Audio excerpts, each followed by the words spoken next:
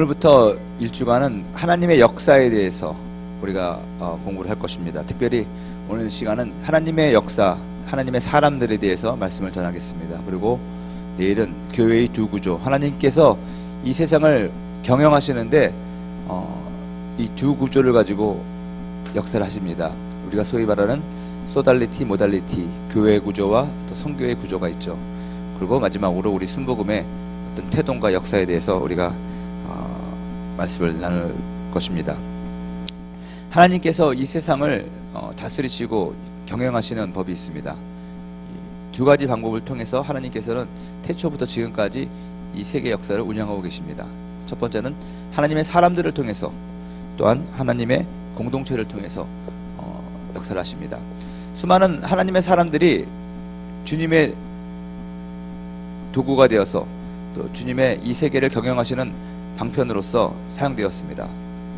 또한 수많은 공동체가, 작게는 가정이, 또 소그룹들이, 성전이, 성막이, 지금 교회가 하나님의 역사를 이뤄가고 있는 것을 우리는 성경을 통해서 알 수가 있다는 것입니다. 특별히 하나님이 이 세상을 다스리는 그 어떤 사건과 또 많은 일들이 있는데, 하나님의 역사를 쭉 하나님의 관점에서 이 역사를 보면은 하나님이 뭔가를 움직이시고 뭔가를 이렇게 변화를 주실 때 같이 일어났던 일들이 있습니다. 두 가지입니다. 부흥과 갱신이라는 것입니다. 우리들이 부흥을 주십시오 라는 그런 기도를 많이 합니다. 부흥이라는 것은 다시 시작한다는 것이죠. 리바이벌입니다. 또 갱신이라는 것은 다시 이것이 회복된다던가 다시 어떻게 보면 수정된다는 것이거든요. 리뉴얼이라고 얘기를 합니다. 영어로. 똑같이 리라는 말이 들어가죠. 다시라는 말이 있습니다. 이 세상을 다시 회복하고 다시 시작하고 다시 한번 불을 붙이는 것, 그런 일들이 하나님의 역사인데, 하나님의 어떤 사람들이 나타나고 하나님이 사용하시는 그 공동체가 태동함으로 말미암아 어떤 이 사회 가운데, 우리 개인과 사회 가운데 변화가 일어납니다. 그 변화가 두 가지로 나타난다는 것입니다. 부흥과 갱신이라는 것이죠. 특별히 이 사람이, 개인이 변화가 됩니다. 개인이 갱신됩니다. 또한 공동체가 갱신됩니다. 공동체가 부흥된다는 것입니다.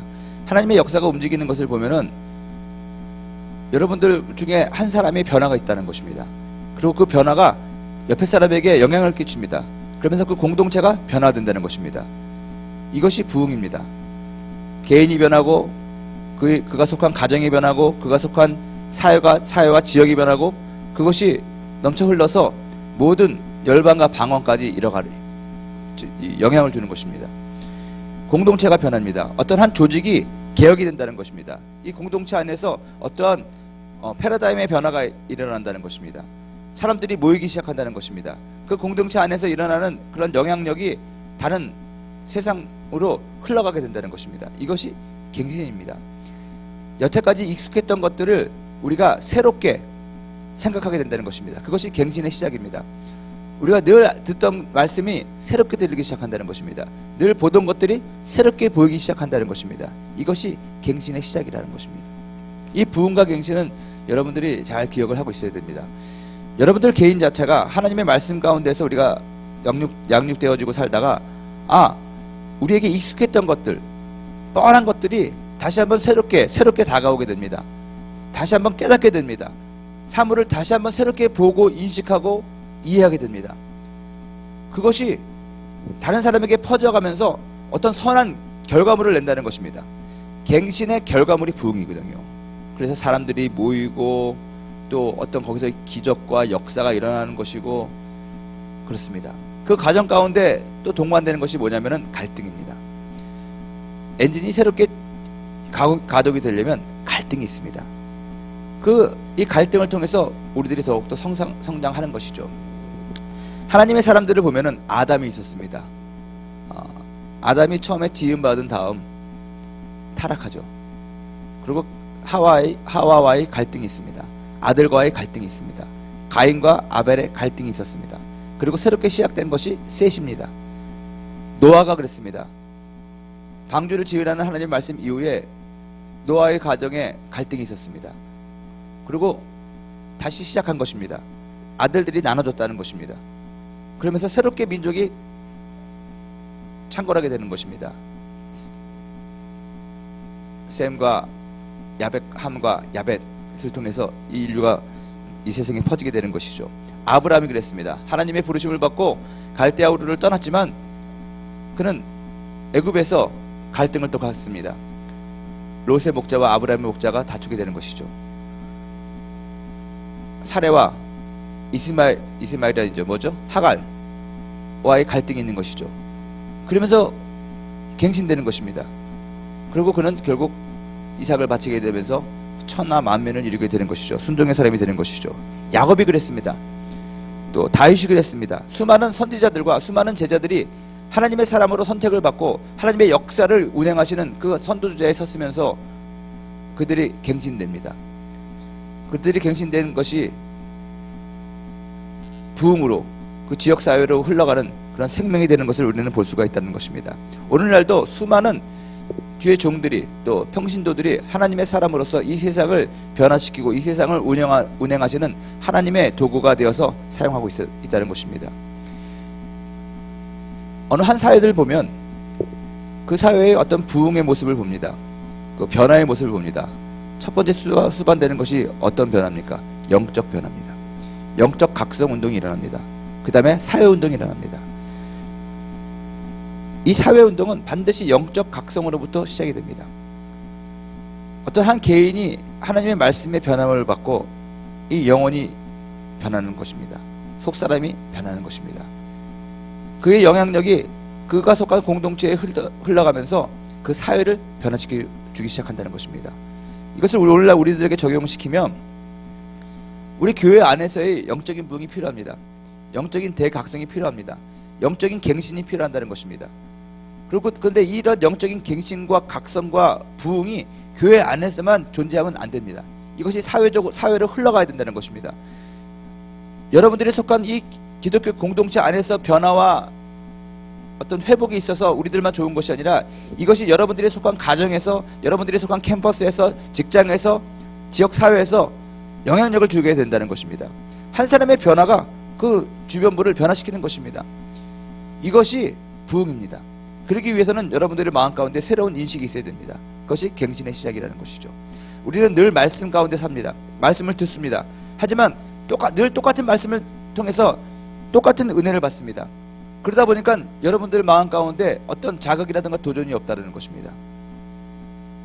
하나님의 방법은 아침마다 새롭고 성실하십니다. 이 시대가 변하면서 이 사회가 급변하면서 하나님께서 그때와 그 시기와 그 장소에 맞는 말씀을 우리에게 주십니다. 하나님의 말씀은 똑같지만 그것이 우리들에게 적용되는 방법은 틀리다는 것입니다. 여기에 대한 여러분들 새로운 인식과 도전이 있어야 된다는 것입니다. 이것이 바로 갱신의 시작입니다. 그리고 그것이 여러분들의 삶을 통해서 이 세상으로 흘러가야 된다는 것입니다. 근대사회의 부흥을 주도했던 웨일즈라든가 아주사라든가 아니면 평양의 장대현 교회의 부흥, 그 부흥의 역사들을 쭉 봐도 개인의 각성과 갱신에서부터 그것이 시작됐고 그 개인의 각성과 갱신이 그 사람들에게 흘러간 것을 우리가 볼 수가 있다는 것입니다. 우리가 잘 아는 아주사, 우리 오순절이 태동되었던 아주사 운동을 보더라도 여러분 누구로부터 시작이 됩니까? 아그네스 오즈만 양이라는 분이 시카고에서 성령 세례를 받습니다. 1900년도에. 그동안 많은 사람들이 성령의 세례가 없다, 방언이 없다라고 믿고 있었는데 베델 신학교에서 1월 1일부터 3일간 신학생들이 금식을 하는데 그 아그네스 양에게 성령이 임한 거예요. 그 개인이 변화됩니다. 그러다 보니까 그 기도 모임에 참석했던 그 사람들과 그 찰스 파함이라는 목사님이 이게 현석이 무슨 일이냐 하고 같이 기도하다 보니까 그 모든 사람들이 다 성령 세례를 받았습니다. 거기서부터 시작된 운동이 시몬이라는 목사님이 시카고에 오시고 그러면서 같이 조인이 되고 그들이 로스앤젤레스의 아주사 거리에서 소수의 사람이 모여서 기도운동을 한 것입니다. 기도운동을 하면서 자기가 속한 그 지역 사회에서 선한 영향력을 끼치기 시작합니다. 그래서 시작된 운동이 아주사 대부흥의 시발이 되었습니다. 3년 동안 그 아주사 운동이, 기도운동이 매일 그 아주사 거리에서 있었습니다. 수천 명이 모여서 기도했습니다. 대부분의 사람들이 젊은이였습니다. 그 운동이 학생 자원자 운동으로 벌어졌습니다. 학생 자원자 운동에서 10만 명의 선교 헌신자들이 나타났습니다. 10만 명의 선교 헌신자 중에서 2만 명이 해외 선교사로 파송이 되었습니다. 그 가운데 언더우드 아펜젤러도 있었다는 것입니다. 그러한 운동이 오늘날 이 오순절 교단을 낳았고 세계적으로 하나님의 복음을 전파하게 된 계기가 되었다는 것입니다. 한국에서 일어난 부흥운동만 봐도 마찬가지입니다. 1906년도에 장대인 교회에서 엄청난 대각성 또 회개운동이 일어났습니다. 그것이 사실은 어디서부터 시작됩니까?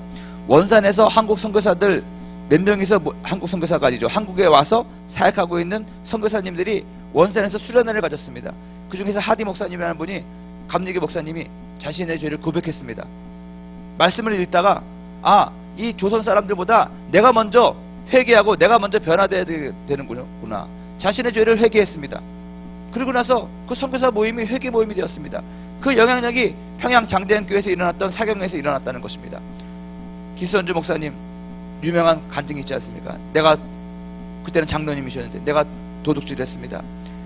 내 친구가 죽으면서 자신의 가족들을 돌봐달라고 나에게 그의 재산을 맡겼는데 내가 그 미망인과 그 가족들을 잘 돌보지 아니하고 내가 나에게 맡긴 그 친구의 돈을 얼마 착복을 했습니다. 내가 회개합니다. 그의 그 회개하는 고백을 통해서 전 성도들이 영향을 받았습니다. 너도 나도 할 것 없이 하나님 앞에서 자신의 죄를 회개하고 자복했습니다.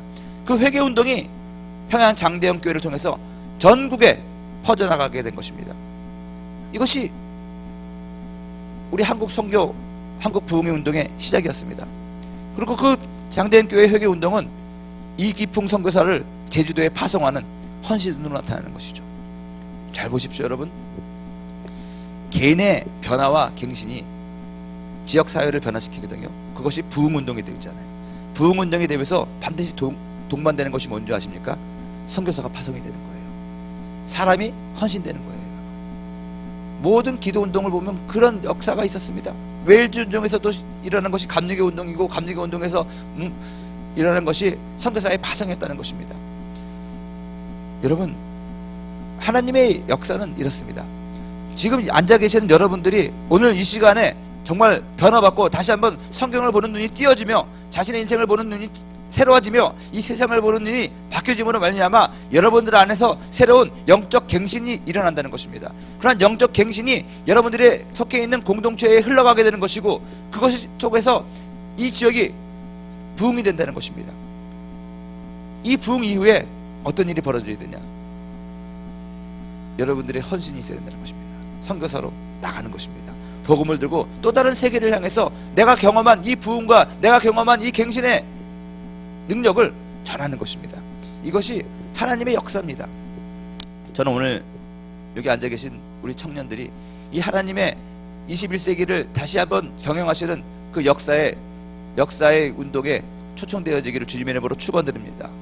그리고 여러분들의 변화가 이 세계와 모든 나라를 변화시키면서 하나님의 뜻을 이 땅에 이루게 하며 하나님의 나라를 이 땅에 임하게 하는데 사용되어지게 되기를 주님의 이름으로 축원을 드립니다. 하나님의 사람들을 또 선택하셔서 역사하시지만 또한 하나님의 공동체를 통해서 하나님께서 일하십니다. 가정을 처음에 부르시죠. 아담과 하와를 통해서. 그 가정을 통해서 하나님의 역사가 일어나는 것입니다. 노아의 가정을 부릅니다. 노아만 구원받는 것이 아니라 노아의 자부들까지 다 구원받았죠. 가정을 주님께서 부르신다는 것입니다. 여러분, 나라를 부르십니다. 이스라엘을 선택하셨죠. 개인이 선택을 받았다면 그 개인의 선택은 이제 가정으로 또 여러분들이 속한 나라로 교회로 이어나가는 것이죠. 하나님의 공동체는 가정과 또 국가와 더 나아가서는 더 작게는 우리 교회를 의미한다고 저는 생각합니다. 그리고 하나님께서 선택하신 그 공동체는 교회와 내일 우리가 좀 더 살펴볼 선교회라는 그런 또한 독특한 구조가 있습니다. 우리들의 단체가, 우리들의 공동체가 하나님의 어떤 역사에 참여할 수 있을까? 이것도 여러분들을 한번 심각하게 생각을 해봐야 된다는 것입니다. 하나님이 사람을 부르시고 공동체를 부르시는데 이들 가운데 공통점은 모두 다 하나님의 부르심을 받았다는 것입니다. 개인도 하나님의 부르심을 받고 공동체도 하나님의 부르심을 받는다는 것입니다. 그래서 여러분, 우리들의 존재하는 이유가 하나님의 부르심 속에서 진행되는 것이고요. 우리들의 모임이, 우리들의 공동체가 하나님의 부르심 속에서 조직이 되어야 됩니다. 그것이 그 공동체가 모이는 목적이 되어야 됩니다. 동기가 되어야 된다는 것입니다. 우리는 왜 모이느냐? 예수 이름으로 두세 사람이 모였습니다. 대학 청년곡으로 모였습니다. 구역으로 모였습니다. 어떤 여러분들의 봉사단체 606 팀으로, 오순절 팀으로, 여호수아, 마하나임, 기타 등등 여러 팀으로 모였습니다. 왜 모였느냐? 이것이 중요합니다. 그 왜라는 그것이 중요한 이유는 뭐냐면 그 왜라는 것이 그 모임의 생명이기 때문에 그렇습니다. 하나님의 말씀이 임하면 하나님의 목적이 그 왜가 되어야 될 줄로 믿습니다. 오늘 성경에 보면은 이 침례 요한이 살고 있던 시대의 어떤 그런 모습을 보여줍니다. 디베로 황제가 통치한 로마의 식민지였습니다. 본디오 빌라도가 유대의 통독으로 있었고, 또 헤롯이라는 헤롯 왕이 갈릴리의 분봉왕으로 있었고, 쭉 그 사회와 그것을 다스리는 그 사람들을 계시하고 있습니다. 이 가운데에서 빈들에서 있던 사가랴의 아들 요한에게 하나님의 말씀이 임했다는 것입니다. 우리가 이렇게 지금 살고 있습니다. 박근혜 대통령 시대에 오바마 대통령이 미국 대통령이 되고 북한의 김정은이 우리들을 위협하고 있는 이 시대에 여의도 수목교회에 있는 청년 아무개에게 하나님의 말씀이 임하니라. 할렐루야.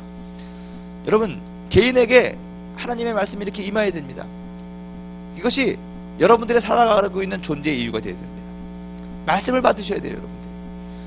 여러분, 공동체가 여의도 순복음교회에 하나님의 말씀이 임해야 됩니다. 이 세상에 수많은 종교가 있고 수많은 어떤 단체가 있는데 한국의 여의도 순복음교회에 하나님의 말씀이 임하더라.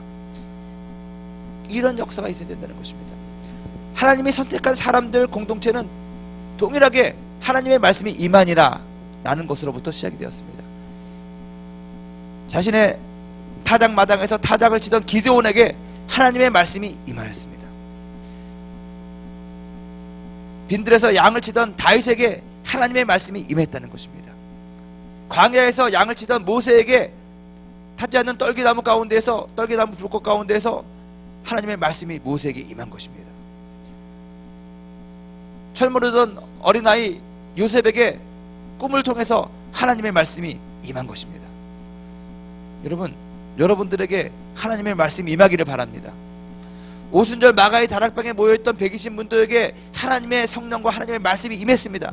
그것이 교회의 시작이라는 것입니다. 안디옥 교회에 모여있던 그 제자들에게 하나님의 말씀이 임했습니다. 에베소에 머물러서 복음을 듣고 기다렸던 12명의 제자들에게 하나님의 말씀이 임했습니다. 그래서 에베소 교회가 되는 것이고 안디옥 교회가 되는 것이고 두아디아 성의 자주장사 리디아에게 하나님의 말씀이 임했습니다. 그랬더니 바울을 만나게 하고 빌립보 교회가 태독이 된 거 아니겠습니까? 폐병 환자였던 힘없는 청년에게 하나님의 말씀이 임했습니다. 그랬더니 여의도 순복음교회가 생기게 된 것입니다. 여러분들의 개인에게, 우리들의 속한 공동체에게 하나님의 말씀이 임해야 됩니다. 그래서 우리는 무언가를 시작할 때 가장 먼저 우리가 기억해야 될 것이 하나님의 말씀이 나에게 어떻게 임하느냐, 하나님이 나에게 무엇을 원하느냐. 여러분들이 사업을 시작할 때도 마찬가지입니다. 새로운 사업을 구상합니다. 창업을 합니다. 하나님의 말씀을 기다려야 됩니다. 내가 이 사업을 하는 이유가 무엇입니까? 여러분들이 진학을 합니다. 요즘에는 참 죄송한 얘기지만 너무너무 취업이 안 됩니다. 신문지상에 보니까 청년 실업 3만 명인가? 3만 명 맞죠? 30만 명인가요? 3만 명일 겁니다. 그래가지고 뉴스에서 우리 청년들이 취직이 안 된다 막 그렇습니다. 그러다 보니까는 제일 제일 우리 청년들이 취업이 안 돼서 하는 일이 뭡니까? 공부를 더 하는 거예요. 공부를. 부모는 뼈가 빠지는 거죠. 대학원까지 공부를 시켜놨는데 석사가 됐는데도 취직이 안 되니까 그들이 찾는 돌파구는 뭡니까?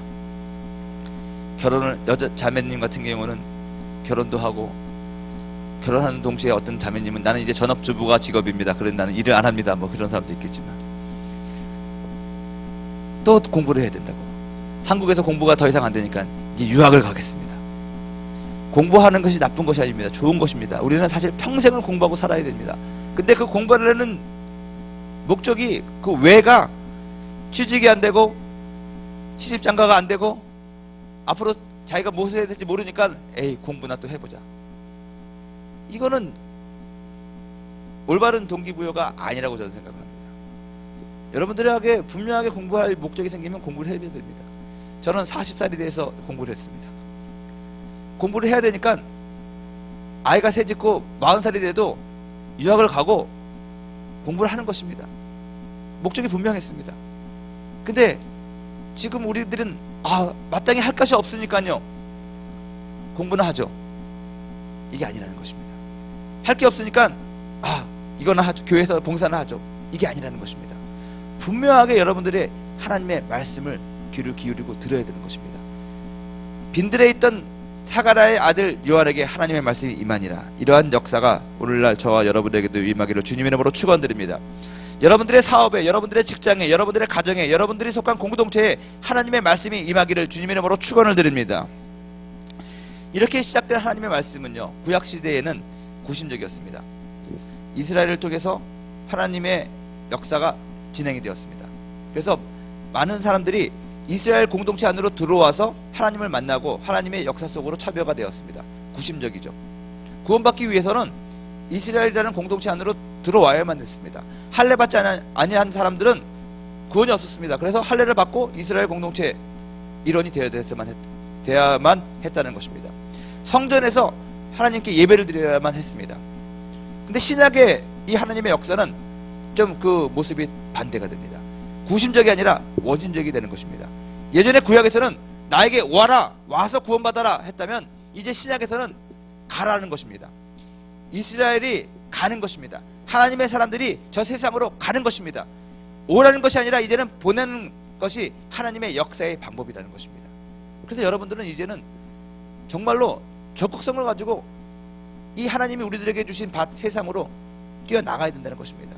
우리 교회로 사람들 오십시오. 우리 교회에 와서 예배를 드리십시오. 이것이 아니라 여러분들이 한 사람 한 사람이 선교사가 되고 주의 사명을 가진 그런 그리스도의 대사로서 지역과 직장과 이 세계와 열방과 방언과 민족 가운데로 나가야 된다는 것입니다.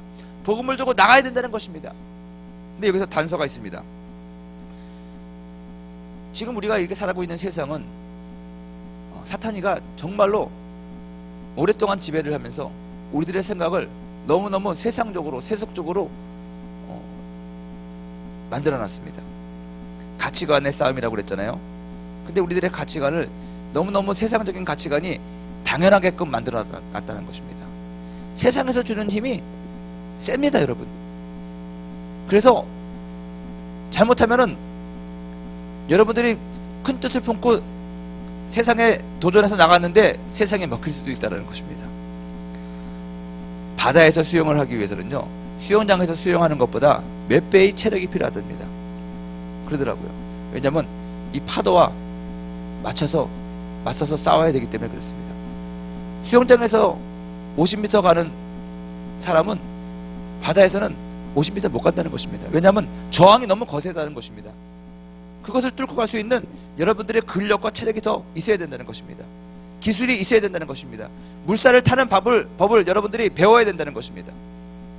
이게 양육입니다, 여러분. 교회에서는 여러분들이 같이 이렇게 이 새벽 예배에 와서는 1시간을 집중해서 기도할 수 있습니다. 기도의 동역자들이 있습니다. 기도가 너무 쉽습니다.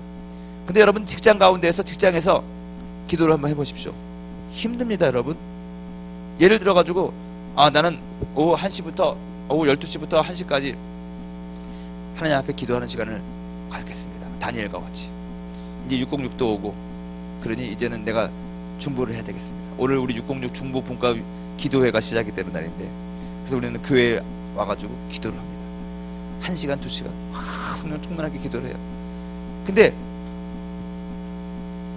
자기가 뜻을 정했기 때문에 12시부터 1시까지 기도를 해야 되는데, 회사에서 있는 날은 교회에 올 수 없으니까 내가 점심을 포기하고 회사 휴게소에 가든지 옥상에 가서 내가 기도를 해야겠다.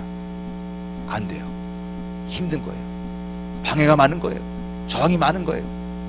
근데 교회에서 기도하는 것처럼 이 세상 가운데서도 정말 기도를 열심히 하려면 여러분들이 기도의 근력을 더 키워야 된다는 것입니다. 양육을 세게 받아야 돼요. 제가 사실 이 수들의 훈련이 지금은 강의도 다 하는 것이 아니라 여러분들의 시간이 바쁘다고 하니까는 정말 자르고 그래가지고 하도 잘라가지고 내가 저한테는 무슨 말을 하는지 모르겠습니다.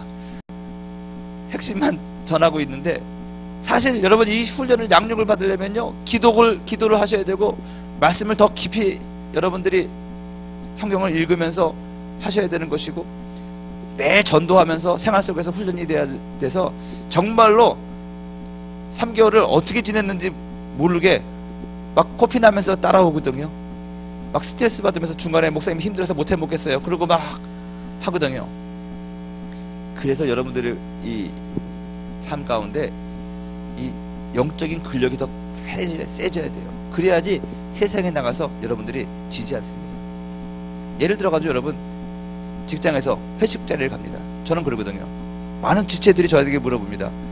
얼마 전에도 저에게 상담을 한 지체가 회사에 취직을 했는데, 목사님 취직한 지 얼마 안 됐는데 회식을 갑니다. 첫 번째 회식입니다. 거기서 저에게 술을 권하고 뭘 할 텐데 기도해 주십시오. 어떻게 되는지 모르겠습니다. 그래서 제가 얘기했습니다. 처음부터 먹지 말라고. 처음부터 먹지 말아야지 그 다음부터 사람들이 안 권합니다. 얘는 원래 그런 애야. 근데 조금씩 그 사람들 비유 맞춰가면서 내가 변해야지. 천만에요. 변하지 못합니다. 결국 여러분들도 그 사람과 똑같이 된다는 것입니다. 아무런 경쟁력 없이 평범한 사람으로 여러분들은 전락하고 됩니다. 시작하려면 처음부터 해야 되는 것이고, 아니 이미 그렇게 살고 있는 사람이 있다면 오늘 당장 내가 갱신되었습니다. 그러므로 말미암아 나는 새 사람이 되었습니다.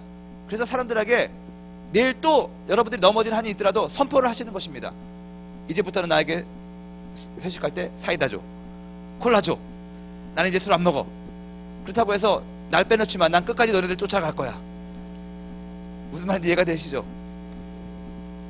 그러한 어떤 결단이 있어야 되고, 그러한 용기가 있어야 되고, 헌신이 있어야 됩니다. 그러기 위해서는 여러분들이 스스로가 지금 이 시간에서부터 마음속에 갈등이 있으면 안 됩니다. 흔들리면 안 되는 것입니다. 말씀을 딱 부여잡고 말씀으로 여러분들이 완전히 무장이 되고 나는 오직 이 길을 갈 것이다 라는 그런 결단이 있어야 된다는 것입니다. 더 세야 돼요. 여러분 더 강해져야 된다는 것입니다. 그래야지 여러분들이 세상에 나가서 여러분들이 가지고 있는 그 선한 영향력을 흘려보낼 수가 있다는 것입니다. 그래서 저희 교육자들은 그런 것을 잘 판단하는 거예요. 얘가 지금 나가도 되는지, 나가면 전사를 할 건지 그걸 보고 양육을 하고, 그래서 가끔 가다가는 채찍도 주고 가끔 가다가는 당근도 주고 그렇다는 것입니다. 이 마지막으로 사도행전 1장 8절을 보면은 우리가 너무너무 잘 아는 말씀이죠. 오직 성령이 너희에게 임하시면 너희가 권능을 받고 예루살렘과 온 유대와 사마리아와 땅끝까지 이르러 내 증인이 된다. 하나님의 역사의 동심원을 얘기하는 것입니다. 물에 돌을 던지면 점점 큰 파장부터 생기는 것이 아니잖아요. 자그마한 파장이 점점 밖으로 흘러가게 되는 것이잖아요. 이게 하나님의 선교, 하나님의 역사의 동심원입니다. 여러분들의 개인이 먼저 성령 충만받도록, 갱신되도록 여러분 기도를 하십시오. 그리고 반드시 여러분들 주변에 있는 사람들에게 그 여러분들의 변화의 영향력이 끼쳐져야 되는 것입니다. 나로 말미암아 영향받는 사람이 한 사람도 없다. 아직 갱신 안 된 거예요. 죄송한 얘기지만 무슨 말인지 이해가 되셨습니까? 은혜라는 것도 넘치는 거잖아요. 흘러 넘치는 거잖아요. 여러분 나에게만 있는 것이 아니라 내 안에 있는 것이 옆에 사람에게 냄새가 나야 된다는 것입니다. 영향을 줘야 된다는 것입니다. 그래서 이런 말 드려야 됩니다. 내가 너 때문에 내 인생 변했다. 그런 사람이 여러분들의 주변에 있어야 됩니다.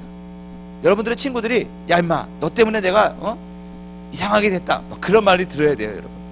그리고 그 사람들 때문에 그 사람들이 속한 공동체가 우리 회사가 요새 분위기 이상해, 너무 성령 충만하게 되는 것 같아, 이상한 것 같아, 바이러스가 들어왔나 봐, 막 이런 소리 들어야 된다는 것입니다. 선한 바이러스죠. 그리고 그 회사 때문에 그 업계가 변해야 된다는 것입니다. 제가 아는 장로님은 그래요. 우리 회사 때문에 지금 요새 보험업계가 변하고 있습니다. 할렐루야. 여러분들 가운데 식당가에서 장사를 하는데 이런 소리 들어야 된다. 저 식당 때문에 이 식당가가 이상하게 변화하고 있어. 좋게 변하는 거예요. 예? 조미료 많이 안 타고 기타 등등. 패션계가 여러분들 그 사업체 때문에 변해야 된다는 것입니다. 저 가게 때문에, 저 브랜드 때문에 이것이 막 변하고 있어. 특별히 저 교회 때문에 이 여의도가 변하고 있고 이 서울이 변하고 있어. 이게 성취화거든요 여러분. 이러한 영향력이 저와 여러분들을 통해서, 우리 액팅 대학 청년국을 통해서, 여의도 순복음교회를 통해서 일어나기를 주님 이름으로 축원드립니다. 기도하겠습니다. 사랑과 은혜가 많으신 아버지 하나님, 하나님의 역사가 하나님의 사람들을 통해서, 하나님의 교회를 통해서 진행되는 것을 우리가 압니다. 그 하나님의 역사 가운데 우리가 존재합니다. 우리가 주님의 도구로서, 주님의 사람으로서, 주님의 공동체로서 사용될 수 있도록 주님 말씀을 주시옵소서. 빈들에서 살고 있던 사가랴의 아들 요한에게 하나님의 말씀이 임했던 것처럼 오늘날 우리 청년들에게 하나님의 말씀이 임하게 하여 주시옵시고, 우리 교회와 우리 공동체에 하나님의 말씀이 임하게 하여 주시옵소서. 감사를 드리며 예수님의 이름으로 축복하고 기도합니다.